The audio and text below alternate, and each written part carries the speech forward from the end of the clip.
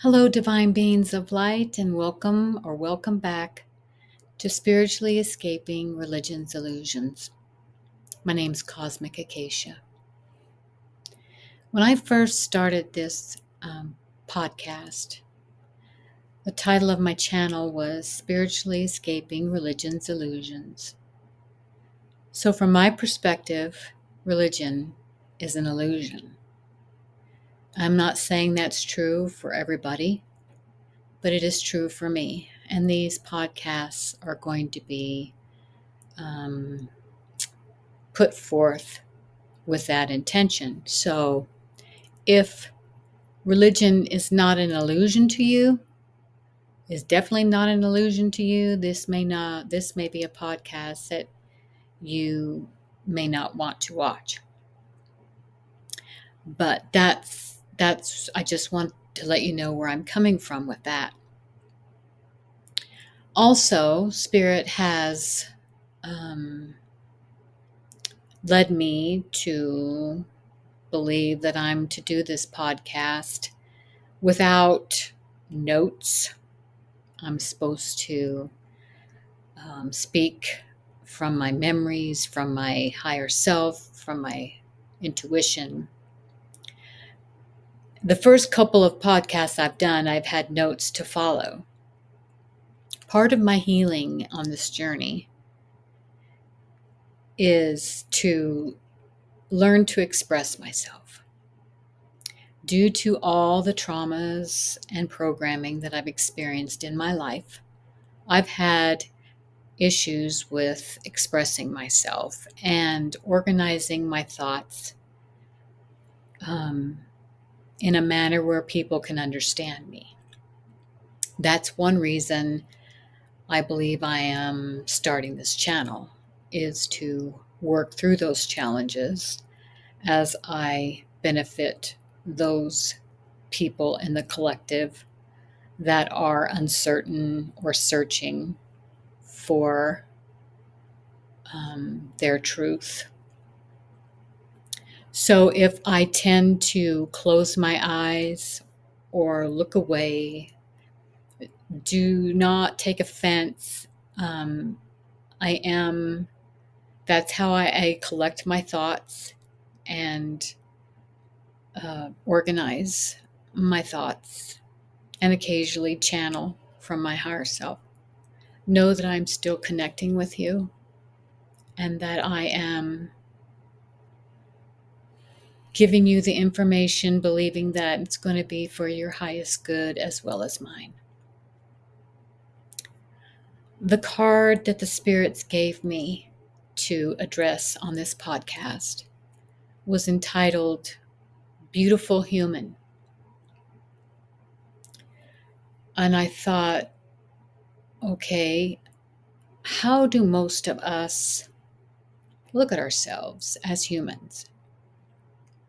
Do we look at ourselves as beautiful?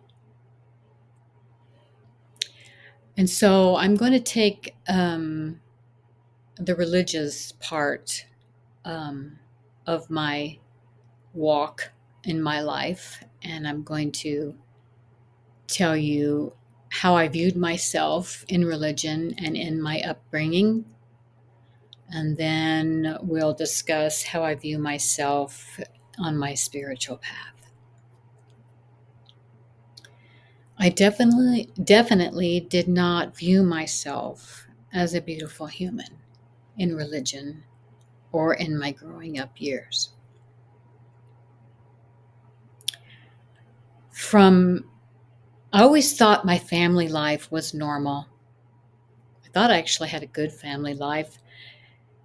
And I did, in that my parents clothed me and gave me a place to live and the love that they knew to give.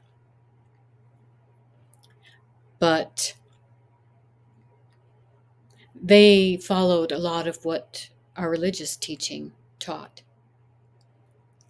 And in religion, I was taught that God was a God of unconditional love.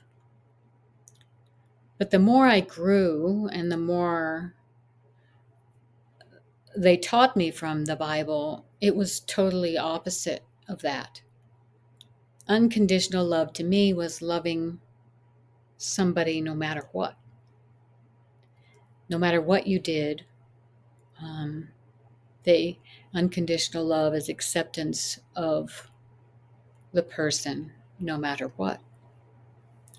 And the God of the Bible that I started seeing was the God that put conditions, a God that wanted to be obeyed and worshiped, and a God that was a jealous God. Didn't want to have people worship other gods. He was the only God. He was a consuming fire, God of judgment. He created, the God of the Bible created mankind and as unworthy because of sin. And that the only way you could be worthy of God is for Jesus, somebody outside of you, to come and save you. You couldn't save yourself.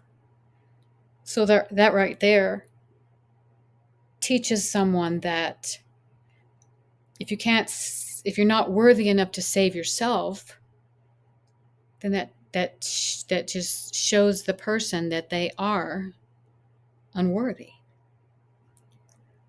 When I was a child, when I was going through my shadow work, trying to heal myself, it came up through my inner child how I felt being raised in religion and in my family, because my family just mirrored the religion. And so I felt unworthy and unloved at home as well, because the love that I was seeing in both places was conditional. So those feelings that my inner child was experiencing was unworthiness, unloved, belittled, humiliated, alone, scared, and confused.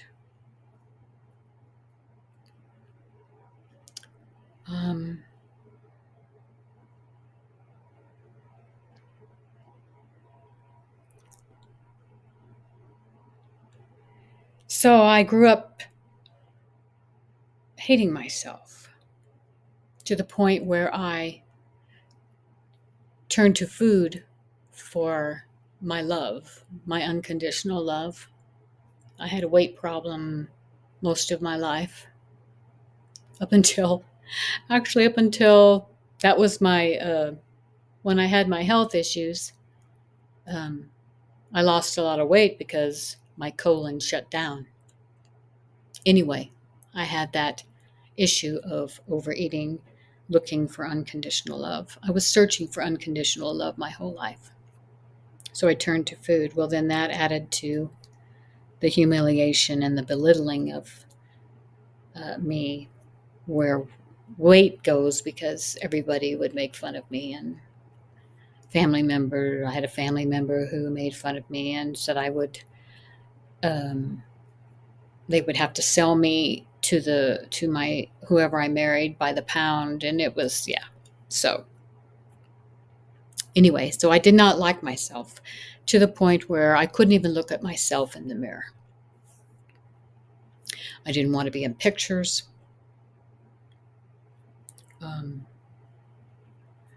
So my search for unconditional love lasted my whole life. So in religion,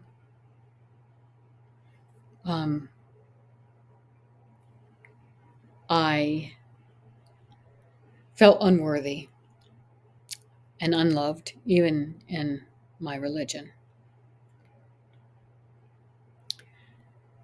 So when I started the spiritual path, I had done a quantum healing hypnosis technique, hypnosis. And for those of you that don't know what that is, that's something you can probably Google and find out. I can tell you a little, it's a past life regression. You can go into your past lives and find out if any traumas in your past life are still affecting you to this day. I did that too early in my spiritual journey to find that out. But on my first QHHT hypnosis, I was connected to the unconditional love of divine creator source. And it is hard to describe, but it is such an overwhelming, for me, I'm not saying this happens to everyone when they do that, but for me, that is what spirit knew that I needed to experience at that time on my path. So I experienced that unconditional love during that QHHT session. And it, like I said, it was such an overwhelming emotion that it was uncontrollable sobbing and begging the QHHT technician not to bring me out of the hypnosis because I didn't want to come back. And she kept telling me, it's okay, you can bring that feeling back with you. And I said, no, you don't understand. I can't go, I can't come back. So that was how strong it was. And when I came back, it gave me that much more incentive to continue on this path. Because at that time, I believed that my religion was no longer a part of me because I had come to the conclusion that it was an illusion. So from that point on, I would speak, what I wanted. I wanted guidance on this spiritual journey, to have confirmation that this was the journey I needed to be on. And I would start getting synchronicities, and it's hard to explain that. Some people think they're coincidences, but they're really not coincidences if you take them as spiritual messages from the spirit world. I was getting synchronicities and I was asking for signs. One of my main signs was that if I was on the right path, to I wanted them to show me a ladybug to confirm what happens on my path as being for my highest good. I picked the ladybug because that was something I wasn't seeing a lot of at the time. I don't know why, but there's been a few years where I haven't seen very many ladybugs, and I thought if I started seeing them, I knew that was going to be confirmation for me. I started seeing them periodically as I went on my path, and that was an encouragement to me. I even started seeing ladybugs in December and January, which I thought that was very unusual. So Spirit Creator Source started giving me confirmations in that way, and I also started getting confirmations in my body, sensations that I had never felt before. And so that was an encouragement to me as well, because in religion, I never felt that connection to the God of the Bible. I mean, I would pray and pray and pray and pray, and I never felt like my prayers were ever heard.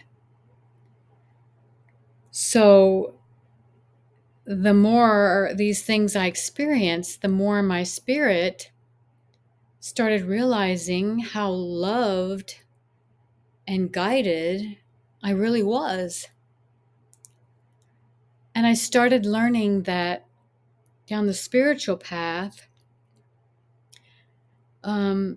spirituality views mankind as being divine spiritual beings, having a human experience who shares God's essence. And his essence is the breath of life, the light, and the energy of Source.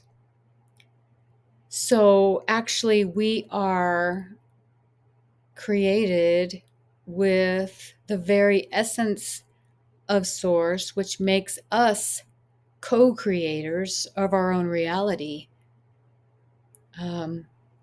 We can manifest our own reality with the thoughts that we think. So I was learning this, and we experience this essence through divine unconditional love, which entails gratitude, being grateful for everything and everything that you experience in your life. Through hope, confidence, joy, pleasure and contentment, peace. That was one major thing I was looking for on the spiritual journey, was inner peace, because I had spent my whole life in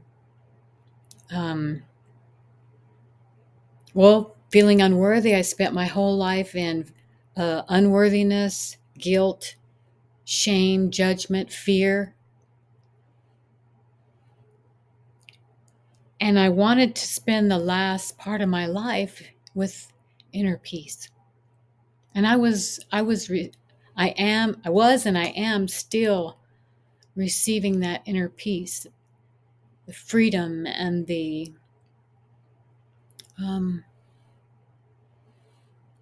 just the inner peace that I was searching for. And then we also experience that divine love through the unity of spirit and self, spirit with self.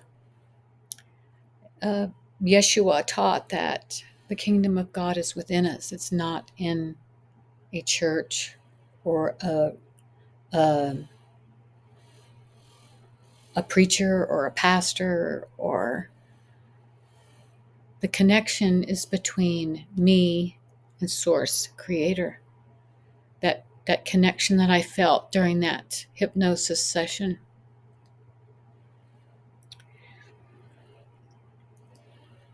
So that is what I have been experiencing on the spiritual path.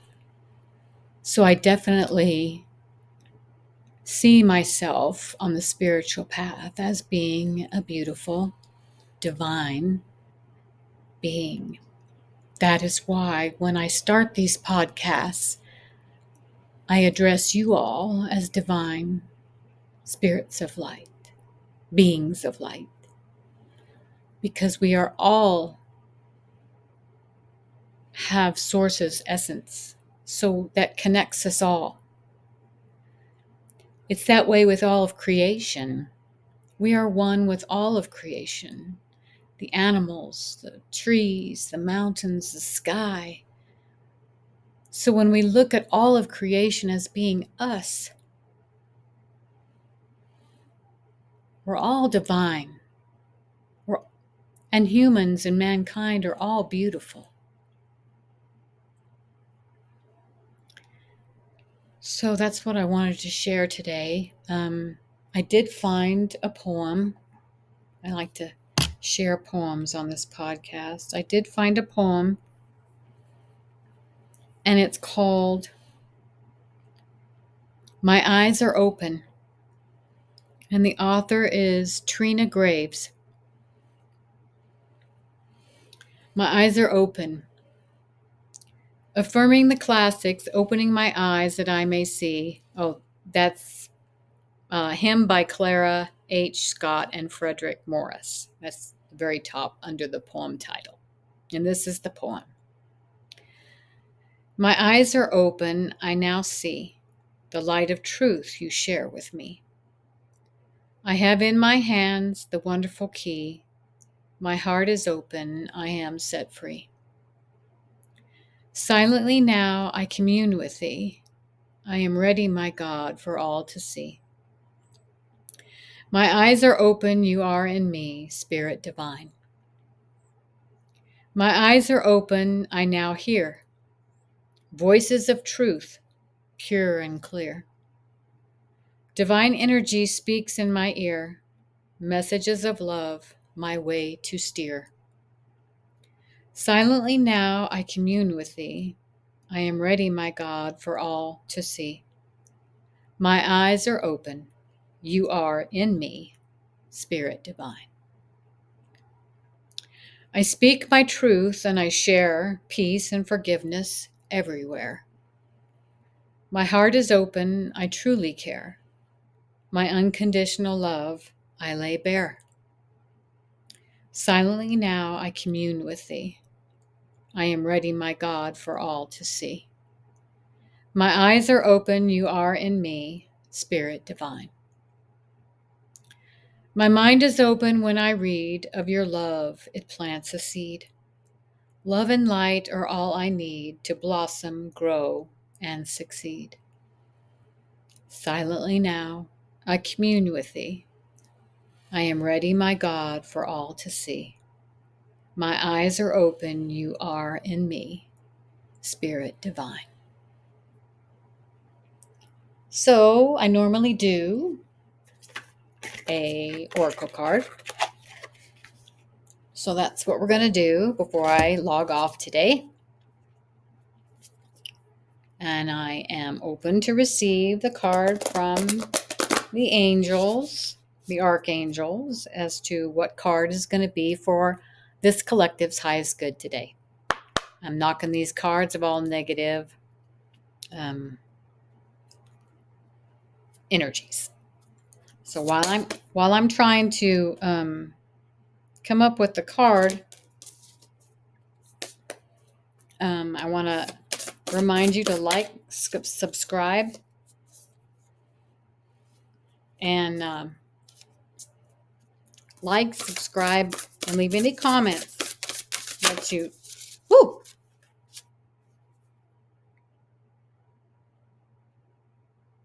Okay, this one says, embrace your divine right to heal.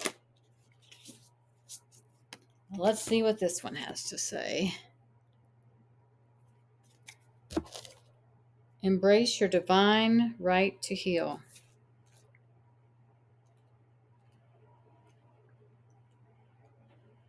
Here we go. At times, suffering can feel profoundly intense and take us beyond what we believed was our capacity to endure. That suffering could be due to our own circumstances or triggered by what we witness around us. Archangel Gabriel asks you not to fear suffering, but to recognize that the divine will always support you and all beings in moving through it. The divine helps us grow and heal so we can learn to alleviate our own and each other's sufferings through grace. Believe that healing, even from intense suffering, is possible.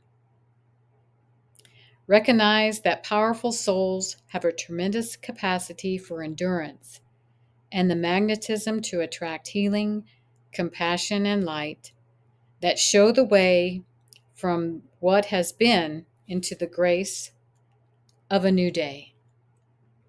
If you are struggling, you are encouraged to reach out to Archangel Gabriel and sources of help in the physical world and believe in your divine right to heal and become free from what has oppressed your heart and mind. You shall thrive again.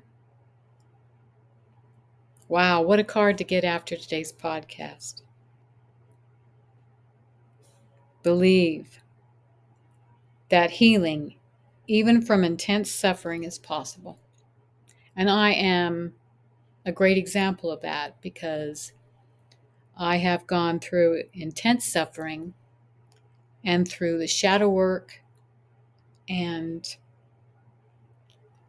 trusting Spirit Source Creator to lead me and to be trusting enough to follow Spirit's synchronicities, um, senses in my body, trusting that I'm never alone. Um, all healing is possible. So until next time, divine beings of light, namaste.